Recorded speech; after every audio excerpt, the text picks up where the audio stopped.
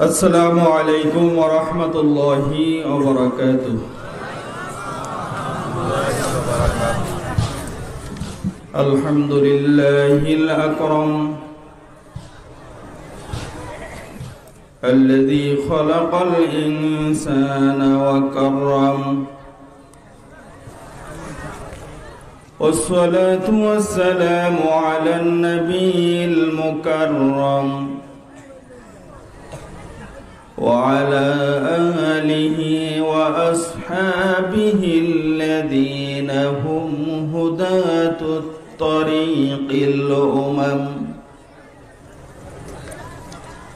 أما بعد، فأعوذ بالله من الشيطان الرجيم. بسم الله الرحمن الرحيم.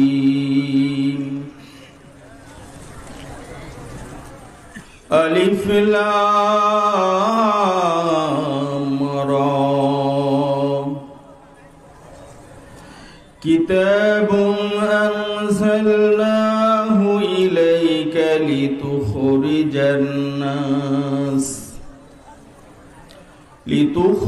الناس من الظلمات إلى النور.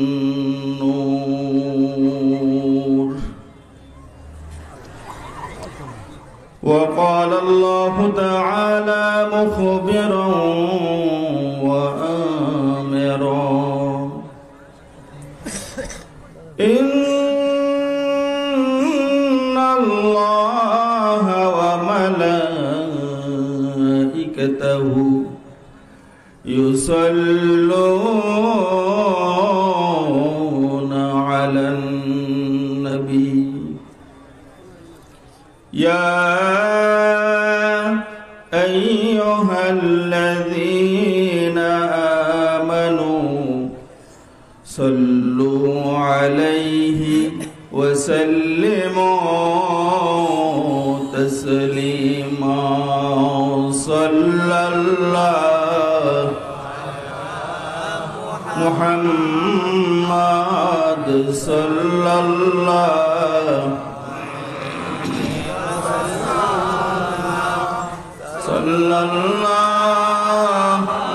على محمد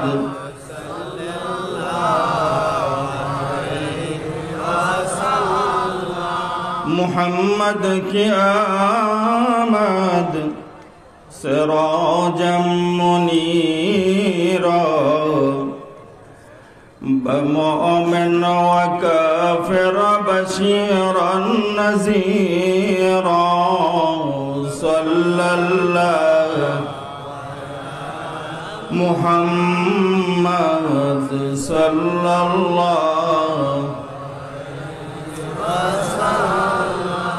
صلى الله على محمد صلى الله. दिल खुले मोहब्बत सबाई पढ़बेन। बलगल उला बिकमालिही कशफत दुजा बिजमालिही हसनत जमीउ ख़िसालिही सल्लु अलैहि व आलिही। अपही मखदूम आलम, अपही ममदूह आज़म, अपही नौशायकारा, अपही नूरे मुज़स्सम। बलगल उला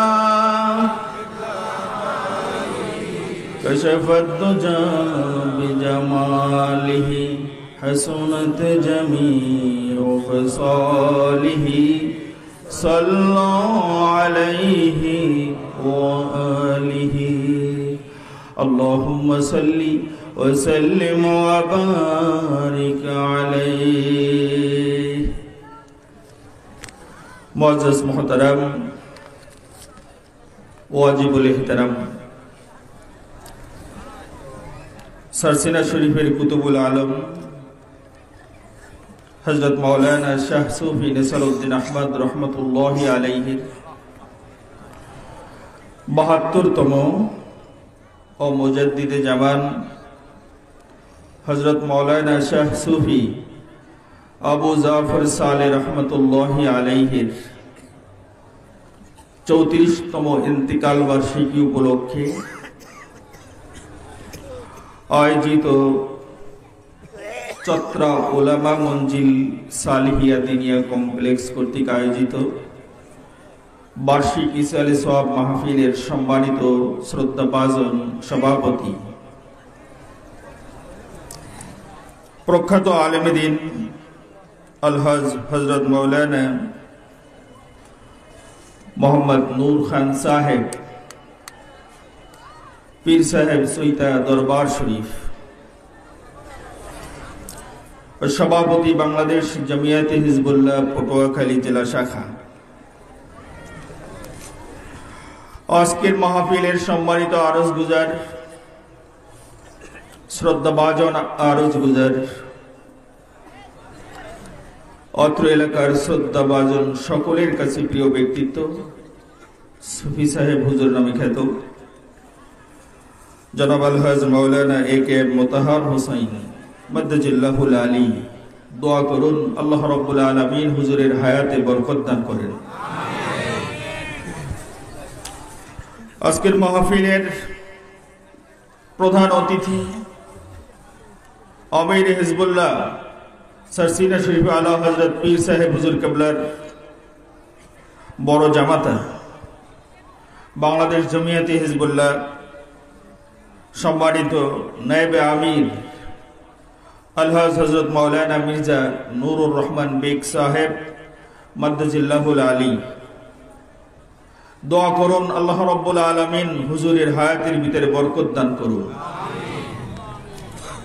आजकेर प्रधान आलोचक बातिलेर आतंक आंतर्जातिक ख्याति सम्पन्न मुफास्सिरे कुरआन लेखक और गवेषक बांग्लादेशेर सैटेलाइट टीवी समूहेर धर्मीय अनुष्ठानेर सम्मानित उपस्थापक सम्मानित श्रद्धाभाजन प्रधान मुफ्ती दारुन नजात सिद्दीकिया कामिल मद्रासार जनाब अलहाज हजरत मौलाना मुफ्ती मोहम्मद उस्मान गनी सालेही साहेब मद्दाजिल्लाहुल आली सकले दिल खुले दुआ करुन अल्लाह रब्बुल आलामीन এই মর্দে মুজাহিদকে দীর্ঘ হায়াত দান করেন আমিন এবং দ্বীনের জন্য লড়ে যেতে পারেন আল্লাহ সেই তৌফিক দান করেন। আজকের মাহফিলের সম্মানিত আলোচকবৃন্দ ওয়াইজিনবৃন্দ সকলের জন্য দোয়া করুন এই যুগের রাহবার হিসাবে আল্লাহ সকল ওয়াইজদেরকে কবুল করুন আমিন। ওয়াজ ও মাহফিল এই সমাজের জন্য এখন বড়ই প্রয়োজন। ওয়াজ মাহফিল উম্মতে মুহাম্মাদের জন্য বড় একটি নিয়ামত। দিন প্রচার করা বাল্লিগু আন্নি ওয়ালাউ আয়া আমার তরফ থেকে দিন প্রচার করো একটি আয়াত হলেও সেটা প্রচার করে দাও আমার নবীজির ঘোষণা। এই ঘোষণার দ্বারা প্রমাণিত হলো শুধুমাত্র উম্মতে মুহাম্মাদি দ্বীনের প্রচার করতে পেরেছে। পূর্বের উম্মতদেরকে আল্লাহ রাব্বুল আলামিন এই ঢালাওভাবে অনুমতি দান করেননি, কারণ পূর্বের আসলাফ যত উম্মত চলে গেছেন ইহুদি খ্রিস্টান এরা সকলেই দ্বীন প্রচার করতে গিয়ে তাদের পয়গম্বরকে আল্লাহর আসনে বসায় দিয়েছেন, শিরক করে দিয়েছেন। জোরে বলেন না নাউজুবিল্লাহ। এজন্য আমাদের জন্য বড় নেয়ামত এই ওয়াজ ও মাহফিলগুলো। আমরা এই ওয়াজ মাহফিল যতদিন এই সমাজে চালিয়ে রাখতে পারবো, মনুষ্যত্ব এই সমাজে জিন্দা থাকবে, মানুষ মানুষের মতো আচরণ নিয়ে বেঁচে থাকতে পারবে, পশুত্বের আচরণ থেকে মানুষ দূরে থাকতে পারবে। এই ওয়াজ মাহফিল যতদিন জিন্দা থাকবে এই সমাজের ভিতরে, কথা বলেন ঠিক কিনা? প্রিয় উপস্থিতি, আজকে এই মাহফিল আর অন্য অন্য মাহফিল এক তরিকায়, এক পদ্ধতিতে পরিচালিত নয়। এই মাহফিলের ব্যানারই হলো ইসহালে সোয়াবের ব্যানার। অন্যান্য মাহফিল হয় তাফসীরুল কোরআন সহ ওয়াজ মাহফিল বিভিন্ন নামে। বাংলাদেশে একটি মাত্র সংগঠন জমিয়াতে হিজবুল্লাহ সারসিনা শরীফের আলা হযরত পীর সাহেব হুজুর কিবলা আমাদের রাহবার, তিনি একটি মাত্র সংগঠনের আওতায় যত মাহফিল হয় এই মাহফিলগুলোর শিরোনাম হয় ইসহালে সোয়াব। সোয়াবগুলো মাইয়্যিতদের রূহের উপর পৌঁছে দেওয়ার জন্য এই মাহফিলগুলোর আয়োজন করা হয়। চিল্লায়ে এখন আলহামদুলিল্লাহ। এই মাহফিল ইসহালে সোয়াবের ব্যানারে হোক, এটাও অনেকের বরদাস্ত হচ্ছে না। হক টিকে থাকুক এই জমিনে, এটাই তো সহ্য করতে পারছে না। আজকে বাতিল যেভাবে চারা দিয়ে উঠেছে, এই সমাজের ভিতরে আল্লাহওয়ালা মানুষগণ থাকতেও কেমন করে এই জমিনের ভিতরে বলল, এই বাংলার জমিনে বসে কেমনে বলল সবে বরাতের রজনী মসজিদে কাটানো না, যেন বেশ্যাখানায় কাটানো, এর চেয়ে ভালো জরিকার নাউজুবিল্লাহ। এই কুলাঙ্গারকে আমরা অনতিবিলম্বে গ্রেফতারের দাবি করি, ঠিক কিনা বলেন? ওই জাতির জন্য দুশ্মন, মুসলমানদের দুশ্মন। নাম দিয়েছে আহলে হাদিস, মূলত ওরা হলো আহলে খাবিস। ওদের দ্বারা এই সমাজ কলুষিত হয়ে যাচ্ছে। সহিহ হাদিসের নাম করে করে এই দেশ থেকে দিন বিদায় করার পায়তারা চালাচ্ছে, কথা বলেন ঠিক কিনা?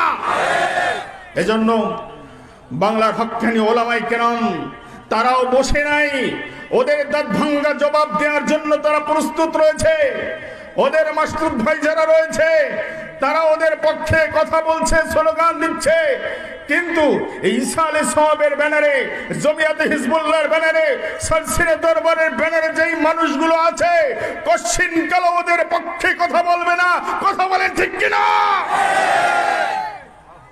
বন্ধুগণ, আজকের জন্য হক্কানি ওলামায়ে কেরামদেরকে দাওয়াত করে তাদের জবান থেকে আলোচনাগুলো শোনার দরকার আছে না নাই বলেন?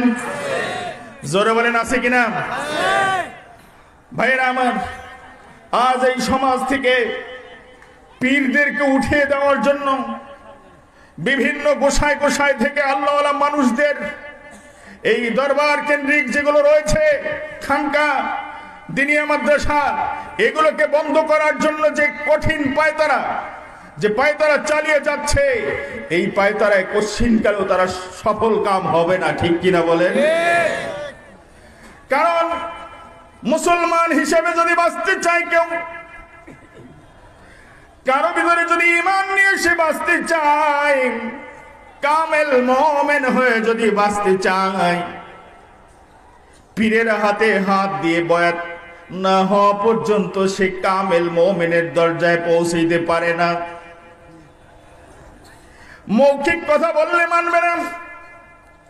এজন্য আল্লামা হাইসামির লেখা মাজমাউজ জাওয়ায়েদ ও মানবাউল ফাওয়ায়েদ এই কিতাবের ভিতরে 543 নম্বর হাদিসের রাবি হলেন হযরত আবু উমামা বাহিলি রাদিয়াল্লাহু তাআলা।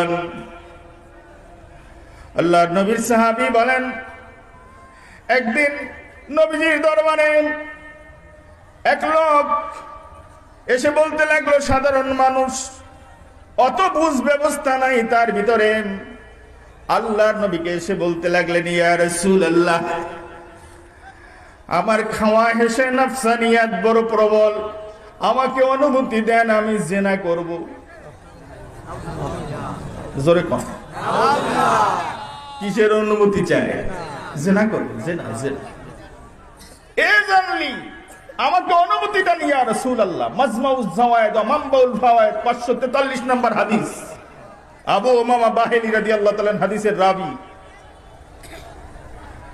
সাহাবায়ে কেরাম ফাজাজারুহু, সাহাবীরা সবাই তারে ধমক দিল, থামো মা মা থাম বেটা, কি বলছ, বুঝে শুনে কথা বলতেছে তো।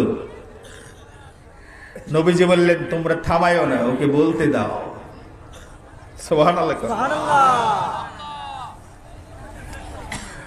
আল্লাহ নবী এবার ডাক দিয়ে বললেন, আমার সাহাবীরা, জিনার অনুমতি চাও তুমি? কার সাথে জিনা করতে চাও? মায়ের সাথে করবা? নাউজুবিল্লাহ, নাউজুবিল্লাহ। তোমার মায়ের সাথে জিনা করবে?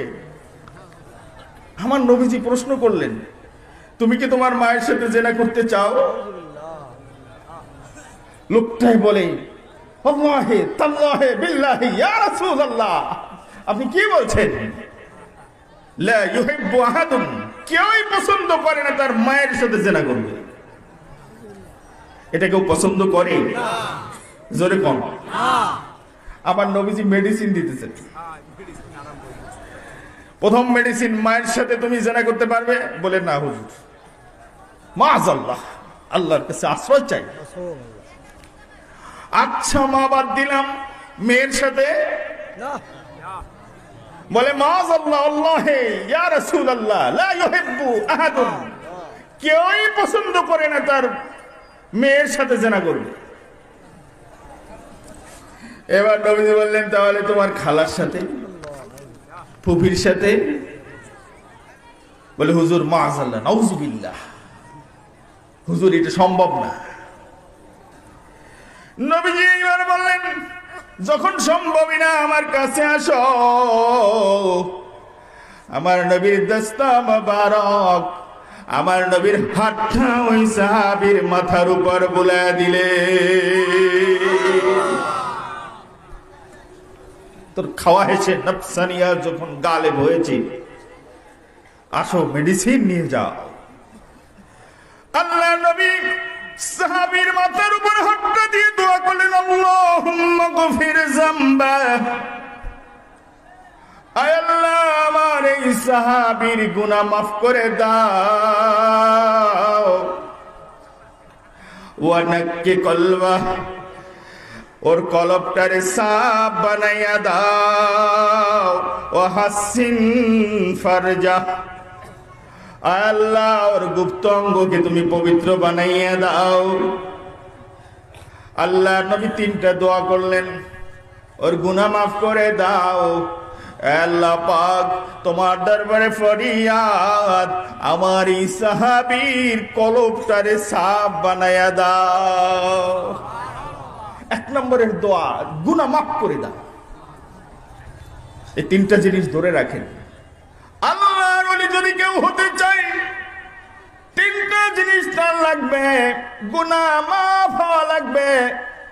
এই মজলিসে যারা আছি আর মজলিসে যারা নাই, কেউ কি বলতে পারবো আমি গুনাহ করি নাই? কি বলেন, আমাদের গুনাহ নাই এমন কেউ আছি? আমার নবী বললেন, আল্লাহ ওকে মাফ করে দাও, কলবটারে সাফ করে দাও। বলেন তো কলব কোথায় থাকে? বাম দুধের 2 আঙ্গুল নিচে কলব থাকে। আমার দেশের এক মুফতি বলছে কলব থাকে নাকি মাথায়। ওর মাথায় কি ঢুকছে আল্লাহই ভালো জানে। লা তা'মাল আবসার ওয়ালাকিন তা'মাল কুলুবুল্লাতী ফিস সুদূর। আল্লাহু আকবার বলেন। আমার আল্লাহ বলেন, কলবের পরিচয় জানো না? এই চোখ অন্ধ হয় না, অন্ধ হয় কলব। আর যেই কলব থাকে বাম দুধের 2 আঙ্গুল নিচে। আমার নবী দোয়া করলেন, আল্লাহ ওর কলবকে সাফ করে দাও। আর 3 নম্বর দোয়া করলেন, আল্লাহ হাসিন ফারাজা, ওর গুপ্ত অঙ্গকে তুমি পুত পবিত্র করে দাও। যেই লোকটার গুনাহ মাফ করার তামান্না আছে, যেই লোকটার কলব সাফ করার তামান্না আছে, যেই লোকটার জিনা মুক্ত জীবন গঠন করার তামান্না আছে, ওই লোকটা আর কিচ্ছু হতে পারে না। আল্লাহর ওলি, আল্লাহর বন্ধু ছাড়া আর কিছু হতে পারে না। বন্ধুগণ, আল্লাহর ওলি হওয়ার নিদর্শন কি? আল্লাহর ওলি হওয়ার নিদর্শন, সে আর পাপের কাছে জড়িত হবে না। মুখে বলা সহজ, আমি মুত্তাকি, আমি মুমিনুল ইসলাম, কিন্তু বাস্তবতায় প্রমাণ এটা বড় কঠিন জিনিস। নাম দিয়ে কাজ হবে না। কাজ যদি পরিপূর্ণ হতে হয়, বাস্তবতায় দেখিয়ে দিতে হবে। এজন্যই তো আল্লাহ বলছেন, ওয়াকুনু মা'আস সাদিকিন। আল্লাহু আকবার বলেন। কাদের সঙ্গী হতে হবে? জোরে বলেন, কাদের? সত্যবাদীর নইয়াসা। সাদিকিন শব্দের অর্থ হলো যারা সত্যের পথ, যেটা ওই পথে যারা চলে, যা মুখে বলে, যা শেখে, সেই অনুযায়ী আমল করে, তারাই হলো সাদিকিন। চিল্লায়ে কোন সুবহানাল্লাহ। সত্য কথা তো একটা পার্ট, নেক কাজের একটা অংশ হলো সত্য কথা বলা। আর সাদিকিন হলো যা বলে, যা শেখে, সেই অনুযায়ী চলে, সেই হলো আল্লাহর ওলি। আল্লাহ পাক তাদের সঙ্গী হতে বলেছেন। এজন্য তাফসীরে দুররে মানসুরের ভিতরে লেখা হয়েছে, কোন মা'আস সাদিকিন আই কোন মা'আল আউলিয়া ইল কামিলিন। আল্লাহর ওলিদের সঙ্গী হয়ে যাও। চিল্লায়ে কোন সুবহানাল্লাহ। আমার নবীজি দোয়া করছেন তিনটা। কয়টা? তিনটা। জোরে বলেন না, কয়টা বাবাজি? এই তিন দোয়ায় কাজ হয়ে গেল। আল্লাহ নবী সাহাবীরা বলেন, মাজমুউজ জাওয়ায়েদ ওয়া মানবাউল ফাওয়ায়েদ খুলে দেখেন 543 নম্বর হাদিস। আল্লাহ নবীর এই সাহাবী এমন ভালো হয়ে গেল, আমার নবীজির এই দোয়ার পর আর জীবনে কোনোদিন এদিক ওদিক ফিরেও তাকান নাই। তাহলে বুঝা গেল এই হাদিস কি প্রমাণ করলাম? আপনি যদি গুনাহমুক্ত জীবন গঠন করতে চান, আপনার নফস, আপনার কলব যদি ঠিক করতে চান, অবশ্যই অবশ্যই আপনাকে একজন মুরব্বির হাতে হাত দিতে হবে, একজন ভালো মানুষের কাছে যেতে হবে, তার দিক নির্দেশনা অনুযায়ী আপনাকে চলতে হবে। একজন পীরের দরবারে আপনাকে যেতে হবে, পীরের হাতে বয়াত হতে হবে। ঠিক কিনা বলেন? হাদিস প্রমাণ করে দিল। ও জগতের মানুষ, যারা গুনাহমুক্ত জীবন গঠন করতে চাও, ভালো লোকদের কাছে যেতে হবে, আল্লাহর ওলির হাতে হাত দিয়ে তোমাকে বয়াত গ্রহণ করতে হবে। আল্লাহু আকবার বলেন। ভাইরা আমার, এজন্য আউলিয়া কিরামদের দরবার আমরা ছাড়বো না। আল্লাহর ওলিদের নজরে একটা মানুষ সাধারণ মানুষ থেকে আল্লাহর প্রিয় বান্দাতে রূপান্তরিত হয়ে যায়। চিল্লায়ে কোন আল্লাহু আকবার। বুখারী শরীফের হাদিস 591 নম্বর হাদিস। আবু হুরায়রা রাদিয়াল্লাহু তাআলা আনহু রাবী, তিনি বলেন, আল্লাহর ওলিদের একটু উদাহরণ আমাদের জানার দরকার আছে। এজন্য আবু হুরায়রা রাদিয়াল্লাহু তাআলা আনহু আল্লাহর ওলির উদাহরণ দিলেন। আল্লাহর নবী সাল্লাল্লাহু আলাইহি সাল্লাম ওলিদের বর্ণনা দিচ্ছেন, কে ওলি হবেন। সেই বর্ণনায় নবীজি বলতে লাগলেন, আল্লাহর ওলি সে হবে। একটু উপমা দিয়ে বললেন, বনি ইসরাইলের এক লোকের উপমা দিয়ে নবীজি বুঝায় দিলেন আল্লাহর ওলি কে হবে। বনি ইসরাইলের এক লোক, সে তার এক বনি ইসরাইলি ভাইয়ের কাছে টাকা ধার করার জন্য গেলেন, যে ভাই, বুখারী শরীফের 591 নম্বর হাদিস, আমাকে কিছু টাকা ধার দাও। সুবহানাল্লাহ, সুবহানাল্লাহ। কর্জে হাসানা নিয়া দেয়া জায়েজ আছে না নাই? করদন হাসানা। এখন তো মানুষ এই কর্জে হাসানা দিতে চায় না, কারণ বলে একরকম, করে আর এক রকম। ঠিক কিনা বলেন? কর্জে হাসানা এখন নাই বললেই চলে, এখন আসে সুদেই কারবার। জোরে বলেন নাউজুবিল্লাহ। ভাইরা আমার, আল্লাহ নবী বলেন, বনি ইসরাইলের এক লোক আর এক লোকের কাছে কর্জ করার জন্য গেলেন। আল্লাহর ওলি হতে হলে কি দরকার? আজকে আমি হাদিস মোবারক থেকে যৎসামান্য কিছু শোনাতে চাই বন্ধুগণ। এবার তিনি তাকে কর্জে হাসানা দিয়ে দিলেন। তার ভাই কর্জে হাসানা নিয়ে কত টাকা দিলেন? হাদিসের ভিতরে আসছেন আলফু দিনারিন, 1000 দিনার ধার নিলেন, কর্জে হাসানা নিলেন। আল্লাহর নবী সাহাবীদেরকে ওয়াজ করছেন, শোনো আমার সাহাবীরা রে, এই 1000 দিনার কর্জে হাসানা নিয়ে লোকটা বাড়ি থেকে মাছ ধরার জন্য সমুদ্রে চলে গেল। এই 1000 দিনার যেই কাজে ব্যবহার করার দরকার সেই কাজে ব্যবহার করলেন। আর এই লোকটা চলে গেলেন তার জীবিকা অন্বেষণের জন্য নদীর মধ্যে। ওনার জীবিকা মাছ শিকার করা, সেই মাছ শিকার করতে চলে গেলেন। আর ওই লোকটা ধার দেওয়ার সময় বলছিল, ভাই তোমাকে যে ধার দিব সাক্ষী নিয়ে আসি, কারণ মানুষের তো ঠিক নাই, যে কোনো মুহূর্তে অস্বীকার করতে পারো। এই লোকটা বলল কি, যে শোনো আমার সাক্ষীর দরকার নাই, কাফা বিল্লাহি শাহিদা, আমার সাক্ষী আল্লাহ। আল্লাহর ওলির উদাহরণ দিচ্ছেন নবীজি। আল্লাহর ওলি কারে বলে শোনেন, বুখারী শরীফের হাদিস। লোকটা বললেন কাফা বিল্লাহি শাহিদা। যিনি ধার দিলেন তিনি বললেন, ঠিক আছে একজন জামিনদার নিয়ে আসো, কাফিল নিয়ে আসো। বলে ভাই আমাকে তো কেউ চেনে না, কাফা বিল্লাহি কাফিলা, আমার জামিনদার আল্লাহ। কবে দিবা? সময় দিয়ে দিল, আজাল নির্ধারিত সময়।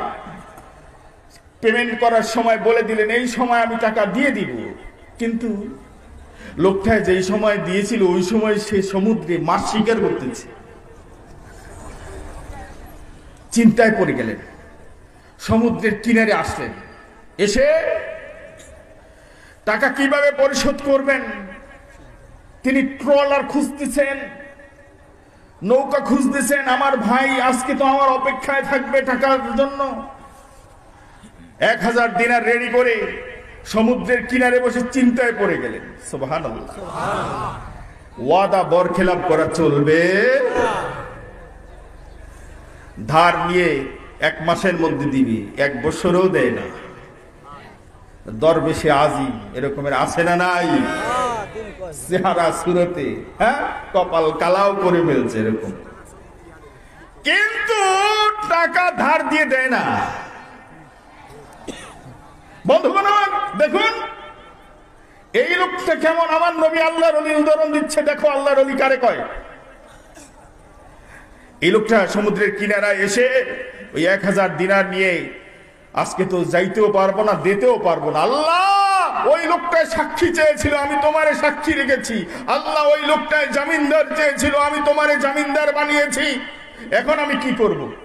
ওনার মাথায় একটা আইডিয়া আসলো। একটা কাঠ নিলেন, ওই কাঠের মাঝ বরাবর ফুটা করলেন, ছিদ্র করলেন, না করা ছিদ্র করে 1000 দিনার ওই কাঠের মধ্যে ভরে ফাঁস ঝাঁঝা ছিদ্র করা জায়গাটা আবার ঝালাই করে দিলেন। এবারে বলছেন আল্লাহ রে, ওগো আমার আল্লাহ, আপনারে সাক্ষী রেখে আমি ধার গ্রহণ করেছি। আমি ট্রলারও পাইলাম না, আমি নৌকাও পাইলাম না। আমার ভাইয়ের কাছে আমি টাকা কেমনে পাঠাইবো? আপনার জিম্মায় আমি নদীতে ছেড়ে দিলাম। আবার ভাইয়ের টাকা আমার ভাইয়ের হাতে পৌঁছায় দাও। আল্লাহু আকবার। বুখারী শরীফের 291 নম্বর হাদিস। আবু হুরায়রা রাদিয়াল্লাহু তাআলা আনহু রাবী, আল্লাহর নবী বলেন, এইবার ওই লোকটা যেই লোকটা টাকা ধার দিয়েছে সেও নদীর পাশে আসছে। আমার ভাই তো ওপার থেকে আসবে, টাকা নিয়ে আসবে, কিন্তু টাকা নিয়ে আসতেছে না। হঠাৎ তাকায় দেখেন একটা লাকড়ির মতো দেখা যায়। ভাইকে যখন দেখি না লাকড়িটা নিয়ে যাই, আমার কাজে আসবে। এইবার লাকড়িটা নিয়ে স্ত্রীকে দিলেন। দেওয়ার সময় দেখেন কি লাকড়ির মাঝ বরাবর একটা ফুটা ছিদ্র করা, ওইটা আবার ঝালাই করা। ওই ফুটার ছিদ্রটা খুলে দেখতে পাইলেন একটা চিঠি। চিঠির মধ্যে লেখা, ভাইরে তোমার থেকে অমুক তারিখ টাকা নিয়েছিলাম, তুমি সাক্ষী চেয়েছো, আমি আল্লাহরে সাক্ষী মেনে